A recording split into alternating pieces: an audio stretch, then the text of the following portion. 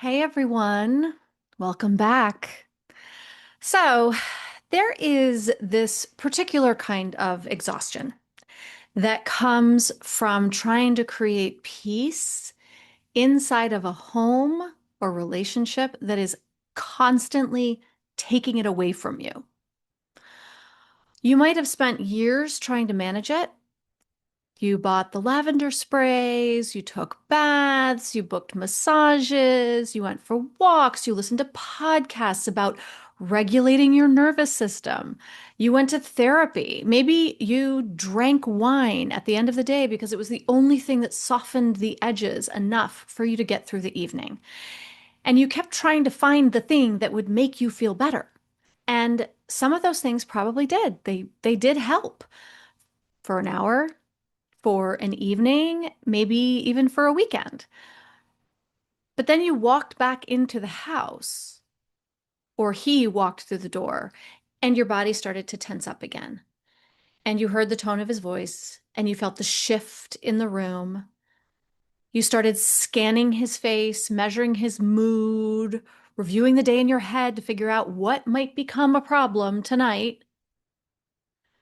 And then the peace disappeared because it was never fully yours to keep inside of that environment. You cannot find peace, true peace, when you're living with that level of hypervigilance. So, if you have been engaging in all of these self-care uh, modalities or what have you, like I want in this episode, I want to talk about like why maybe they might have helped you survive your marriage without ever being able to make your marriage feel safe. And I want you to pay attention to what happens when you're away from him, because the changes that you notice might tell you more than another year of trying to think your way through the relationship. Um, so let me back up here. On our recent Phoenix Rising call, one of the women talked about how much money she used to spend trying to take care of herself while she was living with her abusive ex-husband.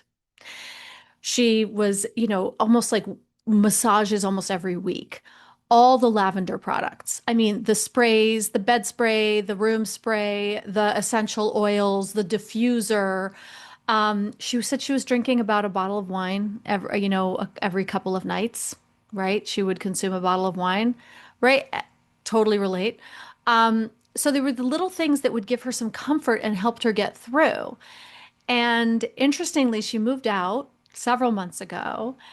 And as she was organizing and straightening up her office the other day, she realized that like she found the diffuser that she used to rely on like crack, and she realized she hadn't used it at all. And she started noticing that like, oh, she wasn't getting mani-pedis. She was doing her nails herself. It hadn't even occurred to her to get a massage recently. It hadn't occurred to her to use all the lavender sprays and the face masks and the eye masks and blah, blah, blah, blah, blah, because she wasn't desperately reaching for relief all of the time. Because the massage hadn't been the source of the peace and the lavender hadn't been the source of the peace. Even the wine, which, offered a way to numb what she was feeling, hadn't addressed the source of her distress. Her peace came from no longer living with him. And on that same call, another woman had literally moved out. She was sitting there on the call with boxes in the background, right? She was, she got on the call. She had clearly just woken up. She had her bathrobe on. She's like, I look like a hot mess. And she did not.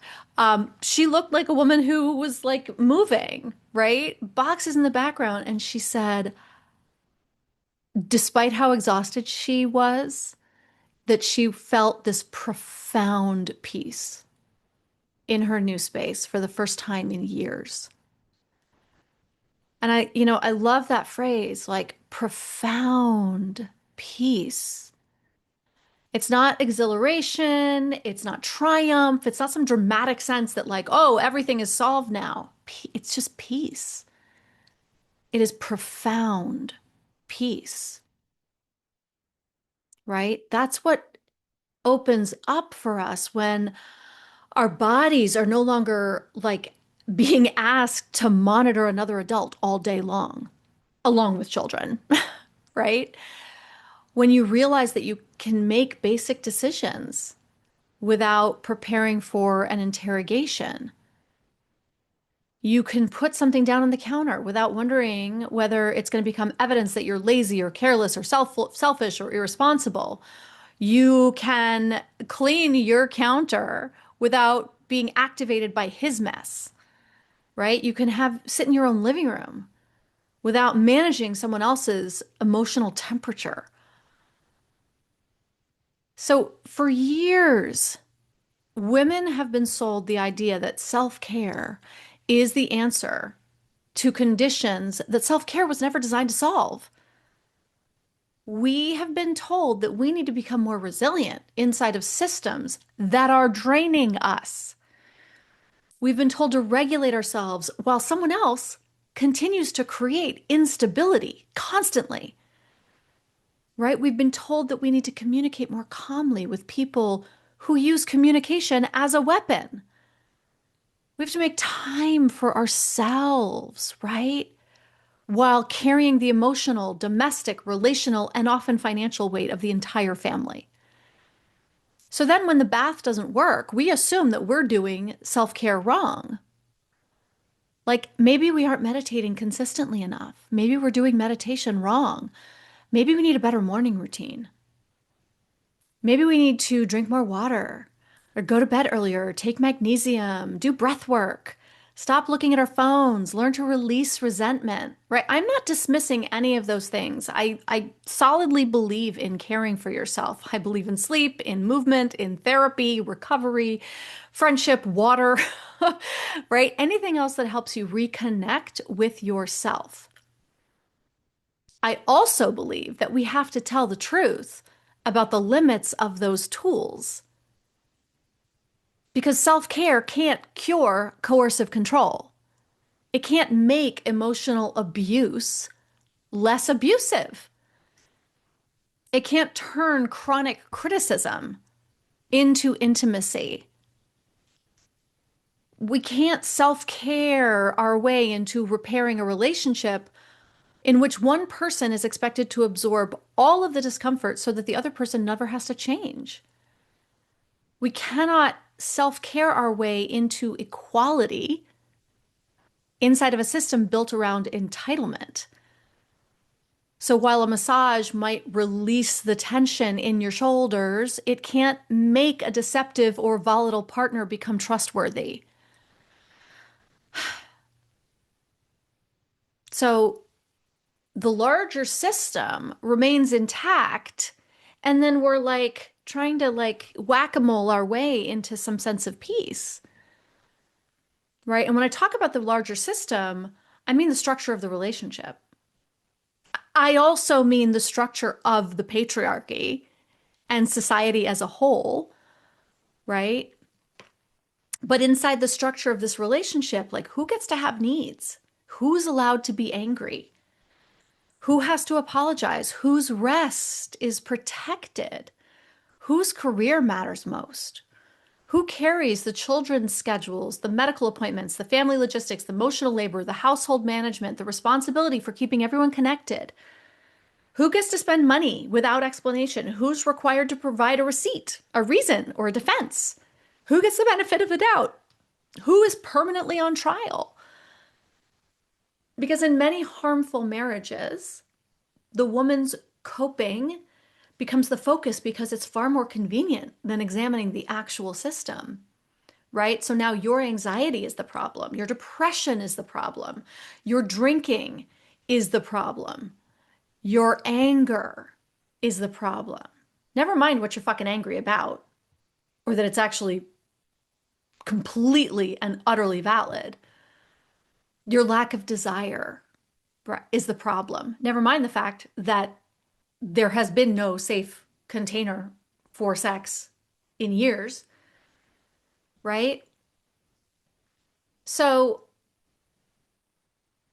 and while some of those things might be valid issues in a relationship that, might be addressed in couples therapy, right?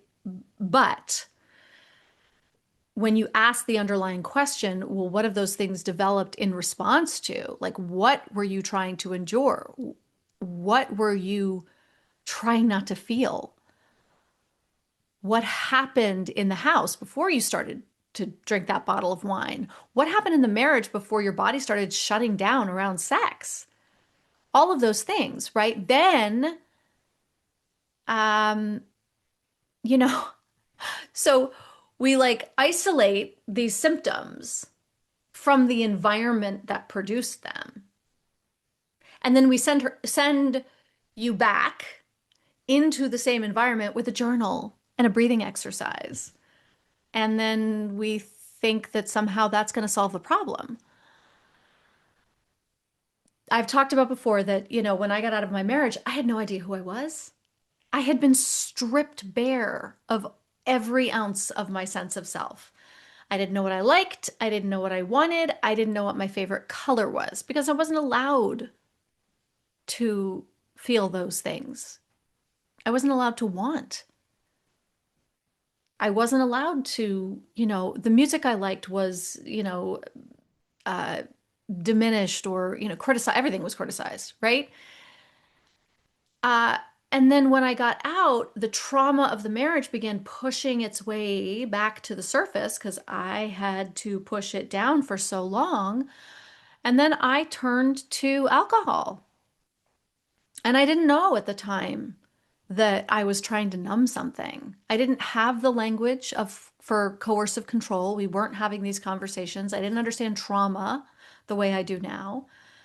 I did not know how years of living in a harmful dynamic had shaped all of me, my choices, my identity, my body, my ability to feel safe in my whole life. I knew I was in pain. I knew I wanted relief, and alcohol gave me relief until it didn't, until 3 o'clock the next morning, right? Um, until it became another problem that I had to face, right? And then I eventually did. And I can look back now with a much deeper understanding of what I was trying to escape. I wasn't just someone who needed healthier habits. Oh my God, you guys, the number of morning routines that I tried because it was like, you know, it must have been my morning routine that was not setting my day up for success if I was like depressed or whatever, right? Oh my God. So I wasn't someone who needed healthier habits because none of those things worked. I was someone whose system had been overwhelmed for years and who had completely lost herself inside of a marriage and who had no map for what came after.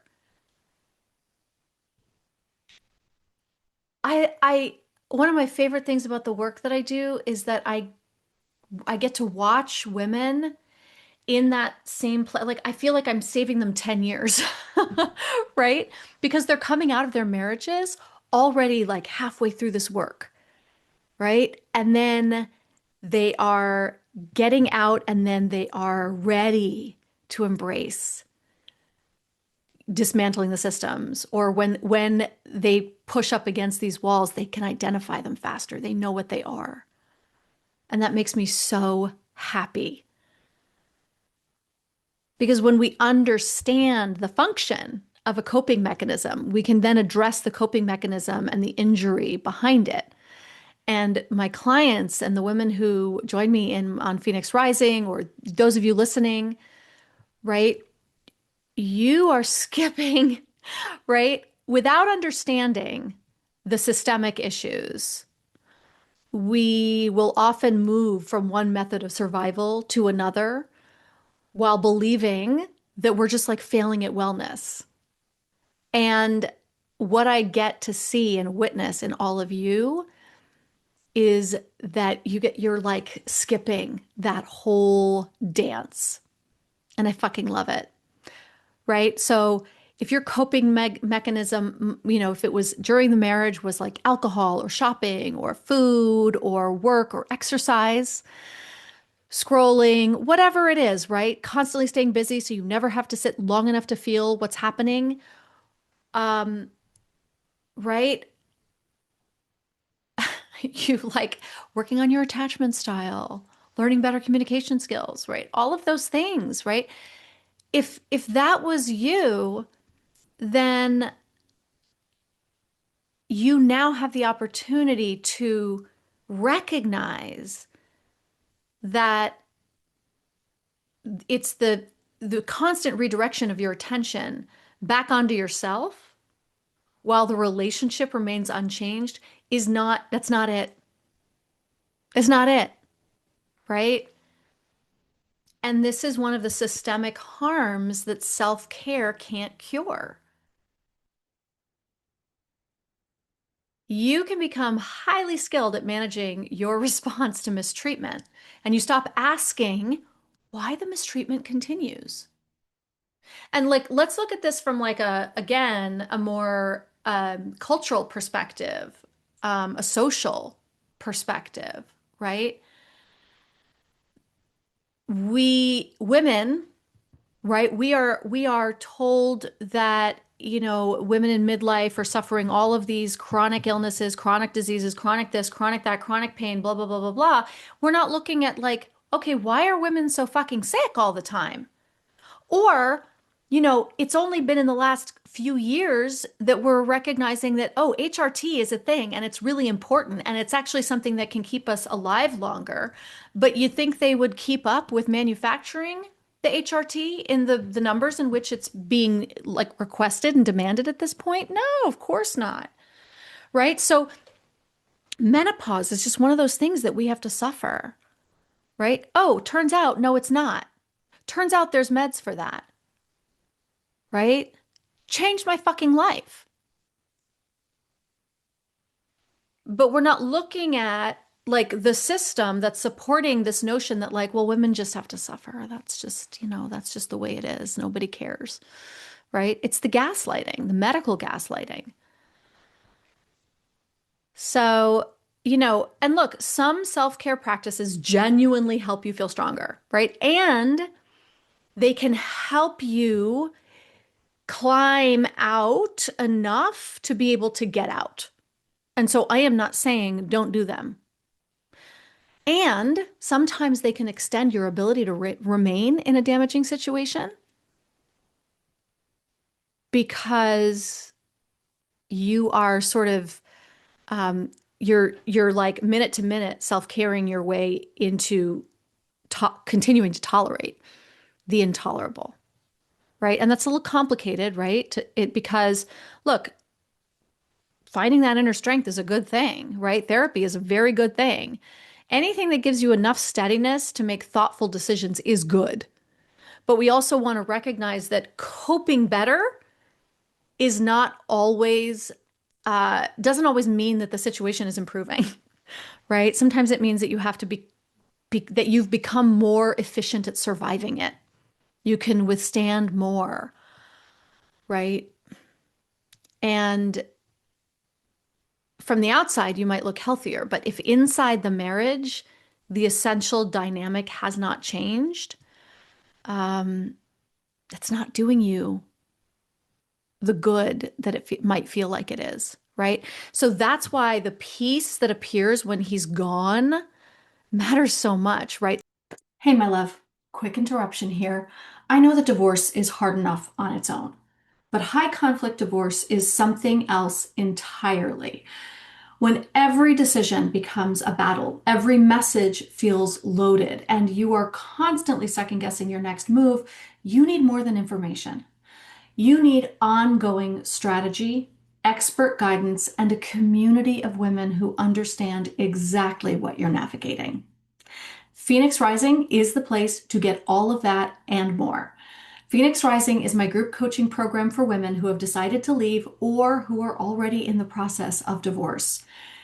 In it, you get live coaching with me, monthly trainings, quarterly guest experts, access to all of my resources, and a private community so that you don't have to figure this out alone. Learn more and join us at kateanthony.com/Phoenix Rising. I promise that wherever you are in the process, this group will support you in ways you never even knew that you needed. So join us at kateanthony.com/Phoenix Rising. And now back to our episode. So, um, a woman was talking about on our call today about how like she had to travel for work and she had an apartment in another city where she would go for work, and that every time she was there, she felt that peace and she felt that calm. And it's like, oh, you know, if he travels or you travel for work, right? And you notice that you sleep really fucking well, right? Maybe he takes the kids for the weekend and your whole body just relaxes, right? Or you visit your sister and you realize that you can finish the sentence without being interrupted or corrected or mocked. And you're in an experience, you're in an environment where people like you.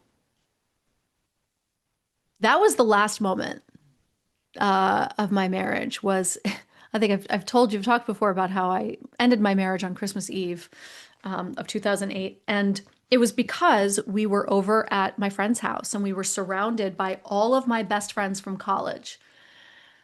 And I spent the whole night with them. And I was talking to them and I was having fun with them. And I was kind of ignoring my husband because I was fucking pissed at him. And I was so done with this marriage, but I hadn't ended it yet. And I was so done that I just didn't want to be around him. And I was hanging out with my best friends of, at that point, 20 years who knew me and loved me. And we get home and he was like, I just like, you didn't like talk to me all night. You spent the whole night talking to your friends. And I was just so fucking done that I was like, yeah, you know why? Because they like me and they make me feel good. And you make me feel bad. And I'm done. And that was it. You know, sometimes that contrast is like, ah, that's it, you know? But if you have those moments of contrast, right? When you're around people that like you, that love you, that support you, where you don't have to be hyper vigilant all the time,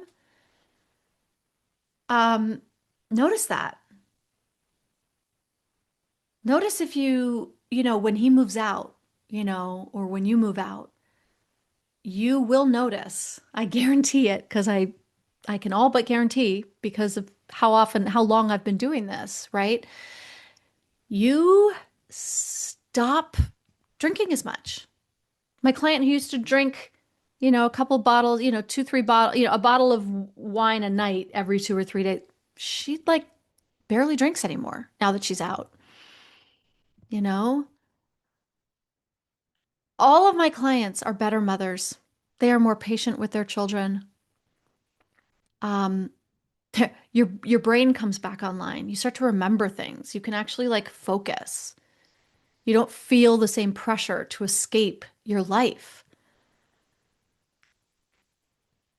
So, you know, the your when you leave, right? I want you to look at sort of what comes back online, or if you're gone for the weekend, like what comes back online, and then look what comes back when he returns, or when right, if you're on vacation and you come back and it's like, oh, look, all of my brain fog came back, all of my anxiety came back, right? Your body is giving you data that your mind may have spent years debating.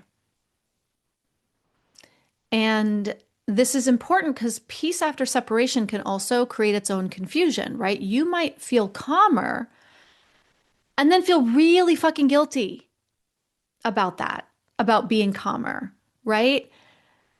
And maybe he's really miserable right now and he's like, struggling with the consequences of the separation. And then you're able to breathe and like, what does that say about me? Right? What does it say about me that he's struggling and I'm feeling better?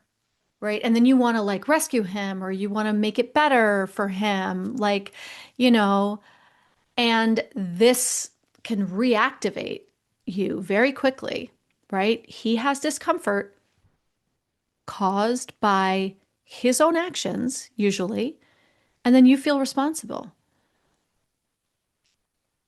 right? He's unhappy, and then your peace feels selfish, right? And this is how we sort of give our peace away, right? We finally get enough distance to feel the truth of the relationship, and then we interpret his distress as evidence that we've done something wrong, right?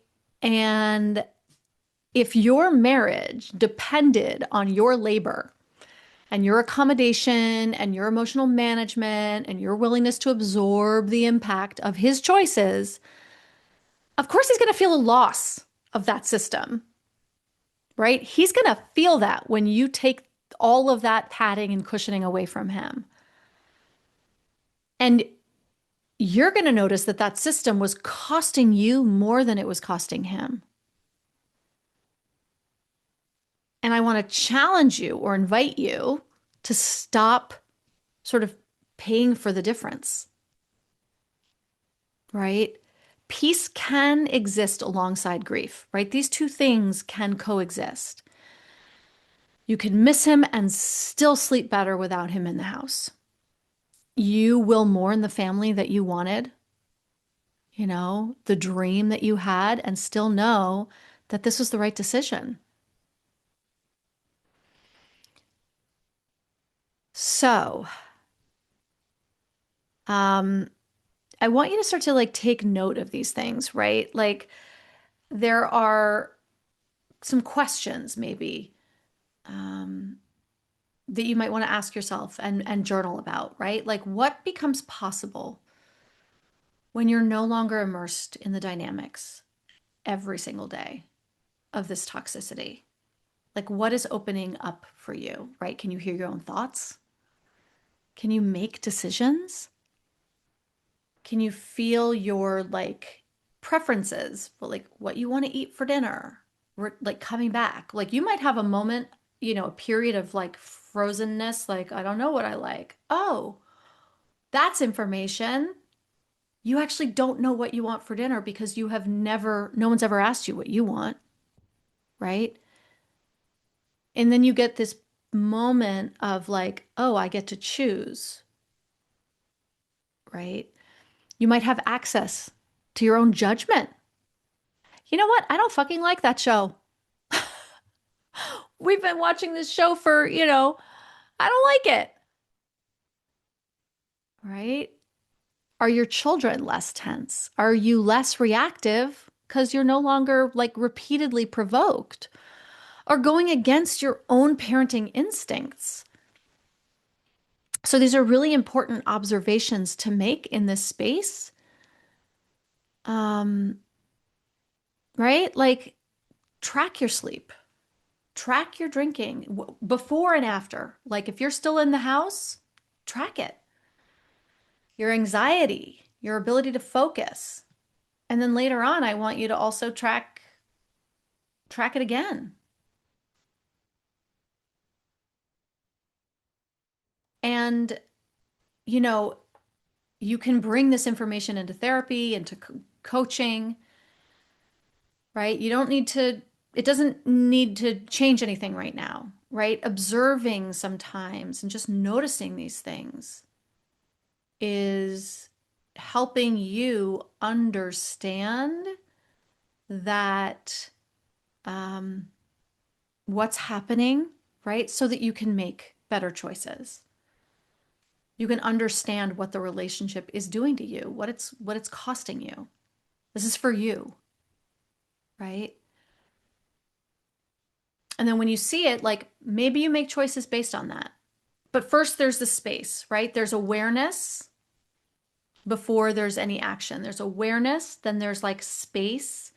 In 12-step programs, and Al Anon in particular, they talk about awareness, acceptance, and then action. We don't go from awareness to action. Like we sit in that space of acceptance of like, oh, fuck. That's the consequence of what this relationship is doing to me. Okay. right? And we sit in that acceptance. Not that we have to accept what it is, right? But we have to accept that it is. That's the radical acceptance piece. Like, oh, this is what the relationship is. It's not that I accept what the relationship is, but I accept that this is what it is. And before I move into action, I need to really sit with that.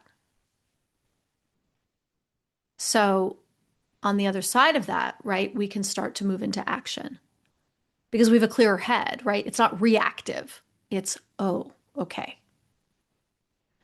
So maybe the next choice after that is creating more physical space from this person.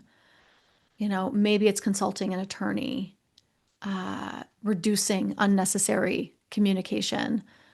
One of the women in Phoenix Rising in part of this conversation was talking about how, recognizing now the need to put structures in place so that there is no crossover during custody exchanges. Like they're going to have to be aftercare programs so that there is no direct communication, right? These are the structures that you put in place, the actions that you take once you can really see the whole picture.